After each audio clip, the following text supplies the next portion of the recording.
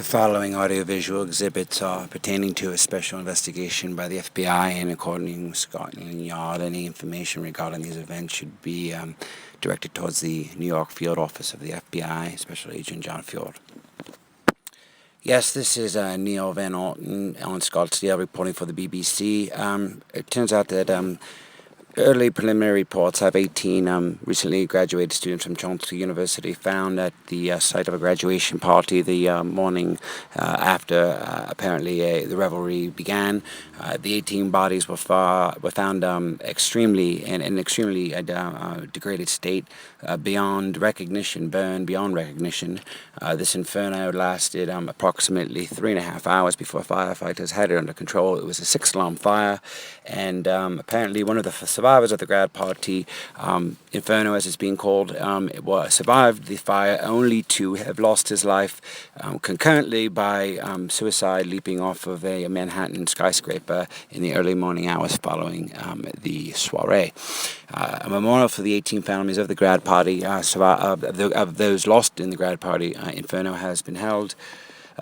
Tonight, NBC premiered the first episode of the series, Grad Party, which is an edited version of the 9 hours of footage which was acquired during the party. And recent web trends have released the statistics that today on Google, Grad Party was the top Google search in all worldwide searches.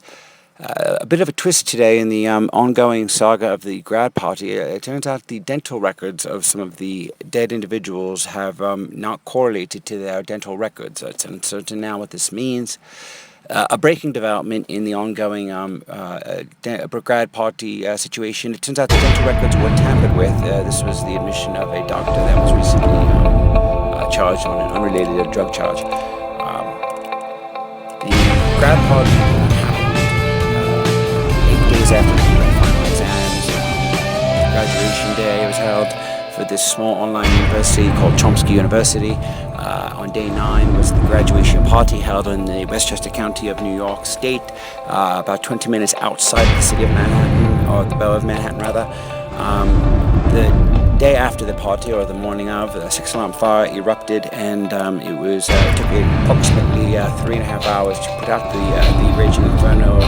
On day 33, the FedEx was sent to the Creative Artists Agency, a Hollywood agency, which was sent footage from an anonymous source, apparently, which revealed footage of the last hours of the graduates. On June 3rd, 2012, the night of the party occurred. Following is some footage from the exhibit mailed to the agent. I believe his name is Bobby. On record here, it seems to be Bobby Lee of the Creative Artists Agency, who apparently has licensed the footage to Comcast, NBC Universal for broadcast.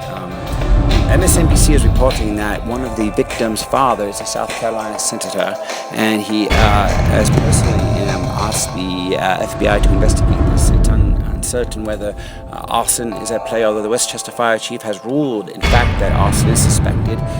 But it turns out that the father of one of the victims, a South Carolina senator, an incumbent of 33 terms, is ordering an investigation. It's uncertain if it's been a suicide pact, a homicide, or a suicide. The national media here in the United States has actually picked up the story a couple of days after the New York press has covered it extensively. And the funerals today were held on the 7th of June, and a memorial service for all the victims was held, where the president of the university, Abraham Chomsky, the brother of the linguist Noam Chomsky, spoke to the families of the victims, as well as the few surviving members who had left the party early. On July 13, 2012, apparently the FBI commenced an investigation regarding the events surrounding the have focused their efforts on locating the host who had rented the party. On the 17th of August, the filmmaker was identified and interrogated by the FBI, who had sent the package to the Creative Artists Agency. It's unknown and uncertain the motive or the causation of the footage acquisition. 29th of July, apparently there was an auction held by Creative Arts Agency for the video rights, the licensing for the national syndication and for the distribution of the admittedly macabre footage of their last hours alive of these young graduates who died only a few hours after the footage was filmed. Apparently CNN's reported that NBC is giving all profits from proceeds from the advertising and exhibition of the grad party series to the families victims. There's been a trust fund established for the families of the victims who died in that place. The media frenzy really began sometime about 2 weeks after the initial funerals. New footage has been sent, and apparently in a breaking story, to the Washington, D.C. FBI field office that sheds new light on the origin of the footage sent to the Creative Arts Agency 2 months earlier.